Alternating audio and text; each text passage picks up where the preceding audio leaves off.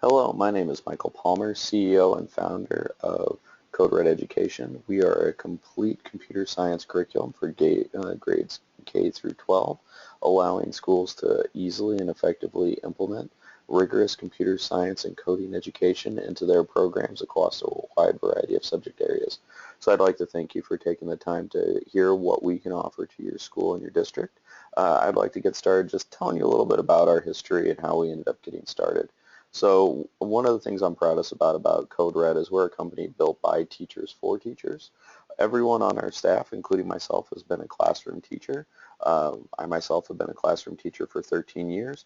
This allows us to really kind of understand the rigors of the school environment. We're not a technology company that's playing in education. We're an education company that is utilizing technology and teaching technology education to better improve the educational opportunities for your students. Where we originally actually started was in a alternative middle and high school in Southern Illinois, dealing with a very disenfranchised student population that was testing 5 to 6 years behind in reading and math skills, a very high dropout rate, and a lot of them coming in from 188-day full school year suspension or spent in a correctional facility. So we did have a base that really didn't see the need for a K through 12 education, didn't really understand why they needed to report from 8 to 3 o'clock every day and go through these exercises. I myself was teaching English and history at the time, and what I wanted to do was give my students a way that they could make themselves marketable once they left the classroom environment. So I ended up taking over a computer lab and falling on my background as a web developer and teaching the kids basic web design and web development skills. And so in the start of March to the end of May, over the span of 3 months, we were able to take those students and turn them into web designers that had fully launched websites by the end of that. And none of the students had any sort of development or any sort of computer skills beyond knowing how to utilize the Microsoft Office suite. So when we saw these kind of results, we wanted to make sure that we could take what happened in my classroom and make it work for numerous teachers in numerous different schools and classrooms across different populations and demographics, so they all could have those successes that we saw there.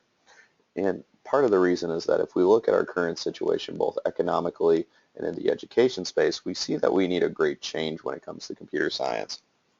Just looking at our schools, only 16% of high school seniors actually are interested in a STEM career. That is the entire science, technology, engineering, and mathematics spectrum. And only 6% of high school graduates will move on to that STEM degree. And if you actually go and pool those students that go into Computer Science 101 or Engineering 101 and they end up dropping it, the main reason is because they don't have the necessary base, they haven't started it early enough, and the students that do go on to succeed in it and get those computer science and engineering and robotics degrees, what they've been doing is they've been working in that field long before they step into that collegiate classroom. They built a nice base around it. So I always like to look at it as a foreign language. The younger that you start, the sooner that you get acclimated to it, it trains your brain through neuroplasticity to make it easier for you to pick up those concepts and develop more advanced skill sets for it. So like my sons have been actually learning Spanish since they were 6 months old through their preschools. And so they'll be much better primed to adapt foreign languages into their vocabulary and linguistic skills later on in life, as opposed to me, who started in high school and has never really been able to pick up anything other than some basic French of hello, goodbye, and where is the bathroom. And so we want to be able to implement things earlier when it comes to computer science so that students have a nice base. And that way they can develop more advanced skills. And looking ahead economically, they're able to take advantage of a great economic labor need that's occurring, because by 2020 we're going to have a shortage of 1.4 million programmers according to the Bureau of Labor Statistics. And we'll actually see all the STEM jobs created in the future will be computer science based, be they in science, engineering, mathematics, or technology. All those things will need some kind of computer science background, and we're actually seeing that need bleed into other fields, things that we never thought computer science would be implemented with, such as manufacturing, needing, instead of people working assembly lines, coders are needed to program pneumatic arms and the automation that goes into the control systems of a manufacturing plant. So we're starting to see a huge economic opportunity for when it comes to job growth if students are able to get into these STEM careers and have that knowledge present to them. And this is an advantageous for them because these STEM careers have half the unemployment rate, they grow twice as fast, and they pay about 50% more than a non-STEM job. And so our mission has been really to be teacher and school focused, where you'll see others that are student focused that want to create an online portal for students to log in and end up going through a series of exercises, which basically end up being digitalized worksheets for them. We want to make sure that we empower teachers to have the ability to feel confident in teaching computer science and coding in their classrooms, give them all the materials that they need, all the professional development that they need, without having to go back and get a computer science degree or a computer science certification back in college. So what we want to do is provide a turnkey instructional material set that's entirely customized to their school and your program.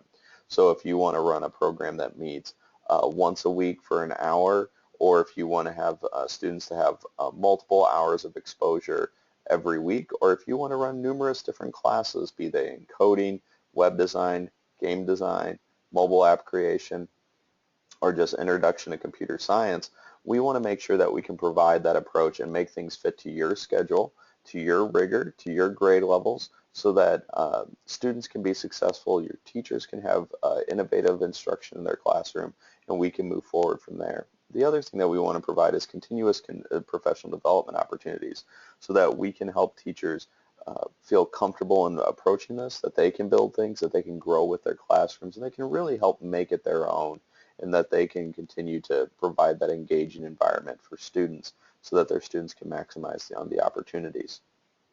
And the benefits we're seeing from this approach is fairly astounding to us, and we never thought that we'd have this impact when we got started a few years ago. And what we like to attribute it is the entire idea that we are teachers. We understand that schools aren't cookie cutters, that no one is paced the same way, is scheduled the same way, or has the same students. So why should we treat all the schools the same way? We want to really make sure that you have a full, customizable, all-inclusive program, and that saves you time and implementation. So instead of having to take a year or two to develop a computer science course or courses, we can have you up and running in the matter of days or weeks. And what that's going to lead to is an increase in student engagement in other STEM subjects. We've also seen, based on third-party testing software, that students see about a 5 to 7% increase in their math proficiency skills, because if you look at it, the math classes that they're taking, their algebra or geometry or trigonometry, are theoretical, and what we are is the application of that mathematics, and we'll actually see that in a student project later on in the presentation. So they're actually taking what they're learning in their math classes, instead of theorizing about it, they're actually putting it into practical use. And then students that have actually been in courses that have utilized our instructional materials and our course offerings have a 40 to 60% higher interest in technology careers or STEM majors in college, according to pre and post course surveys. And what we really like is that some of the most impacted groups and some of the most engaging groups come from underrepresented groups in technology. Most notably, female students really are able to thrive in our kind of environment that is entirely project-based, that is entirely student-driven, so that they can be creators and they can be the great makers that we know that they are. And so, since I've talked about us and our programs at about a 30,000 foot level, I actually want to take you into our process. So when we're asked what Code Red is, or if we're to sum it up equivalently, we're basically an outsourced curriculum coordinator for you, specifically for computer science. And what we do is we basically treat ourselves as ingraining ourselves inside the district or school, so that we really know the ins and outs of you, so that we can really be impactful, and that we can really build courses for you with our instructional materials and our training that allow you to really be delivering that impactful education. So the very first thing that we need to know is we need to know what technology is already being taught. We need to know what's present. Are they Microsoft Office classes? Is there an introduction to computer science? Is there an AP computer science course? Are there things at middle school levels or elementary school levels? Or are we building things from scratch? That way we can really maximize what strengths you have and minimize and then fill in whatever gaps there are. So say that you have a stellar AP computer science class, but it only gets about 6 kids a year enrolled in it, doesn't necessarily make every year. Well, we can build this great introductory pipeline for you that has introduction to computer science theory, that has other interest points like game design and mobile apps and web design built in to really grasp a lot of kids and get them engaged in the complex field of computer science. And we do this by implementing our curriculum tracks. Like I said, we can provide a wide variety of these, and it's all based on the goals the school wants to have. So we can do introductory computer science theory, game design, web design, mobile applications, and back-end software development, which we find as being one of the greatest ones to really prep them for that collegiate career. And then we also have great offerings on the introductory side to really grasp a lot of the student population and get them enthusiastic about computer science, STEM, and coding so that they really can build those skills over the long run. And then once we figure out what curriculum tracks that you're going to be working with, we implement our instructional materials. These are basically PDF instructional teacher guides that are electronically delivered that give teachers scripted and thorough lesson plans to really anticipate what students are going to be building. Now, I mentioned previously we're not a digitalized portal that's student-facing. We are entirely teacher-facing. So teachers are able to get the information from us of what they should be teaching and direct it to the students. Instead of the students logging into something like an LMS or a website where they just go through blindly, read some text, do some coding, and the problem with that is that the students are never really fully engaged. The students are never able to retain that information very well. And Microsoft actually did a study previously that only 6% of students are able to retain information in that kind of setting. With ours, we're actually able to see retention rates of about 72%. So one of the reasons is because our instructional materials are entirely project-based, so students are building things right out of the gate. They also are utilizing freeware and free access sites. So we build off a large network of resources that we've partnered with to allow students to really explore and build things from the get-go. So day one, they're able to start building and coding and designing mobile applications. They're able to bring these things into form.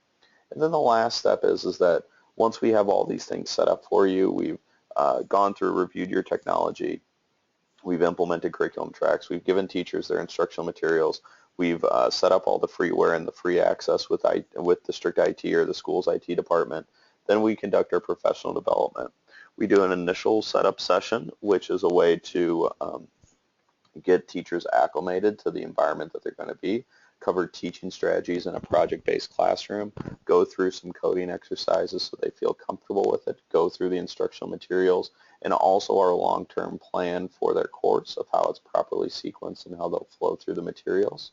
We also then, after that first training, end up staying in touch with them monthly and offer additional professional development opportunities so they can continuously build those skills. So some teachers are weekly asking us questions and wanting to get more engaged. We have other schools that their teachers set up a quarterly training. We have some that set up a monthly training so that they are constantly engaged, that their teachers are constantly building skills, and that they can feel comfortable with it. So that's our current process. What I'm going to go is I'm actually going to go into what our deliverables might be currently in here. So this is actually our electronic Dropbox folder that would go out to a sample school district. In this one, it looks like the district has selected to have a program implemented at the high school, middle school level, and then standoff week summer programs. We also have our standard alignment. We are Common Core aligned as well as aligned to the CSTA, Computer Science Teacher Association K through 12 standards. We're also aligned to the Partnership for 21st Century Skills, Essential Skills for Success, so that not only is it hard technical skills that are standard based here, we're also implementing a lot of soft skills, things like socialization, critical thinking, logical reasoning, ways for students to build that up. Now, one of the things that we have is we actually have a flowchart. We have a module that shows how this course is going to be a year long, and it's going to utilize 5 different modules and serve as an introductory course at the middle school and high school levels.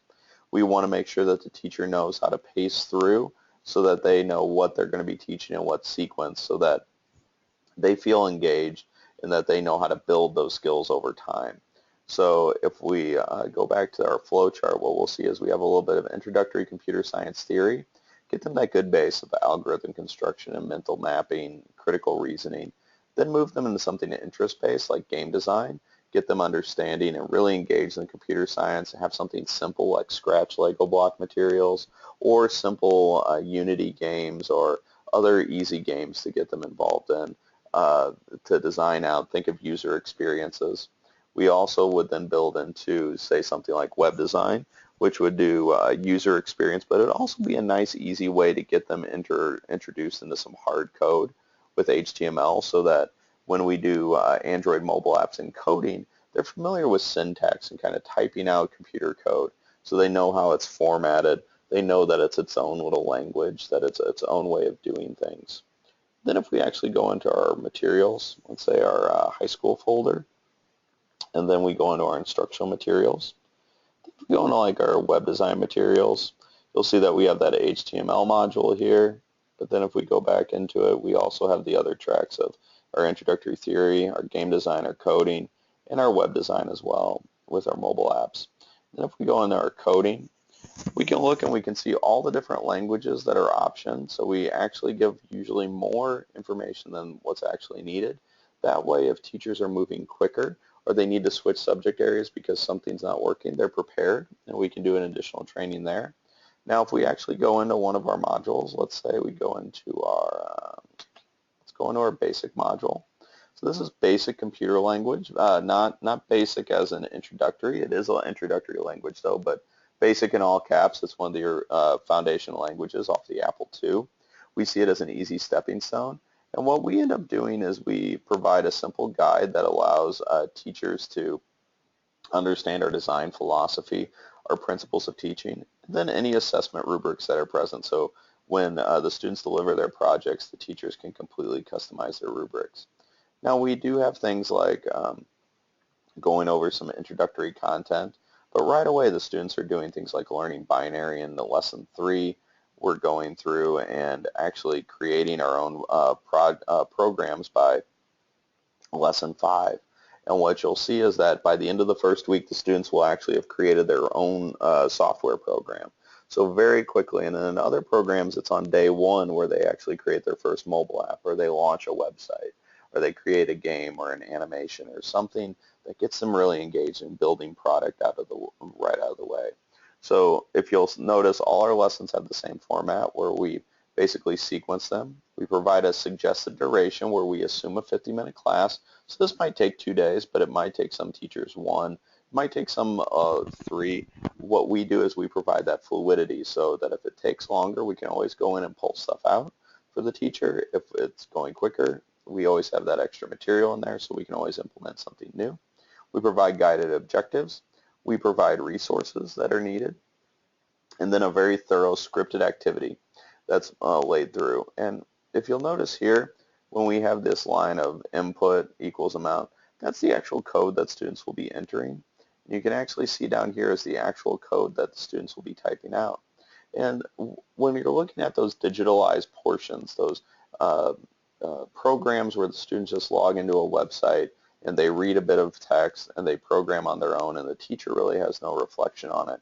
Number one, that really is engaging to the student, as we talked about previously, but the teacher is very much left in a lurch. Unless the teacher knows the kind of foundations of that language, they're not able to do it. Now, I myself know a few different languages, but I will admit that I'm not up to date on everything that's present, and I have students that are teaching themselves languages that are much more advanced than what has been in my linguistic set for computer science. And so if they come into a problem, unless I do research on my own, I'm not able to maximize it. So I never want to be in that situation. I always want something where I can always really help out that student. I don't want them to get frustrated and quit on it, but I still want them to try it, and I want to be there as a safety net for when it's really hard for them and provide a guiding light, especially if it's my entire class. So we want to provide that comfort area, that safety net for teachers so that they always have the option to go in and help out students. And if we actually go in and we actually look at something built off of a basic program. This is actually done by one of our students that's just a freshman in high school, built out as his final project for this year. A very thorough text-based adventure game. So he's laid out a lot of text, and what you'll notice here is this is a lot of script with the little text. He's also created variables of different aspects in the game, but he's also including a large amount of graphic design. So he's creating a window here that will be displayed when I run the program. He's also doing a lot of good foundational pieces in computer programming. So you'll see these little statements are if-then statements. This is conditional reasoning, that if this happens, then this is going to happen. You'll see go-to statements. You'll see a lot of variables to call to, a lot of complex computer science, but this is all built step by step over the course of the semester or year so that he can really build this out in a larger framework. And so one of our core philosophies, if we play the game, is that you'll see that it's a little survival game. So from my understanding, it's you're trapped on a desert island and you're actually repairing the radio in 30 days. So it gives you a little guide here of that you kind of need to hunt to maintain your health and stave off your hunger. You need to maintain morale and you need to manage your party. So there's a lot of different variables that are going on here. So I can actually explore the island and I can choose different locales that I want to, kind of like the classic choose your own adventure books, or if you remember the old text-based DOS games that are present. But there's a lot of difficult difficult code that's going into this, and this student is able to build that skill set over the time with our materials coaching their teacher and conversely that teacher coaching them.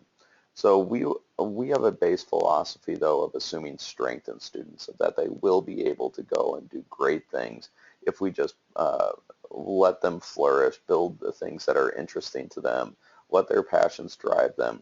And then we also believe that great teachers are able to teach anything as long as they're provided the proper supports and they get everything that we want to have as teachers ourselves. And so if we actually go back into the presentation, and you'll see some of our success stories at different grade levels. So at our elementary school grade level, we have students like Emma and Molly who were actually featured on NPR for the hamster racing video games that they were building. Or students like Harry and Melissa, both senior graduates, but one was able to go on and straight into the workforce at a starting salary of $36,000. Now he's located in St. Louis. Starting salary for most high school grads in St. Louis is about $22,000. Then we have students like Melissa, who went on to get a full ride scholarship to the University of Oklahoma. And even though she's not studying computer science specifically, she's able to use those computer science skills in another STEM field because she's teaching or studying astrobiology, which is studying organisms in space. So what she's doing is building computer simulations and programs using her coding knowledge in Python and C++ as a way to build those experiments and build those computer simulations. And then we have Matt and Greg, who have gone on to win $64,000 in hackathon prize money. These multi-day design challenges where you're presented with a problem and you need to build a piece of software that fixes that solution in a set amount of time. And currently, Matt is set up to start interning with Microsoft this summer. So we're able to see that when we build out, allow students to build these things, when they're able to practice their skills in a wide variety of situations, either if it's building games or building real-world websites, like our own actual CodeRedEducation.com is student-built. And so if you're able to go onto our website and look at CodeRedEducation.com, you'll see that students putting things that are in practical use. So it's great to see that strength and that interest maintained and that skill set continuously developed. So I appreciate you taking the time to listen to me. If you have any questions, please contact me at michael@coderededucation.com or feel free to contact your distributor or your salesperson. Thank you very much and have a good day.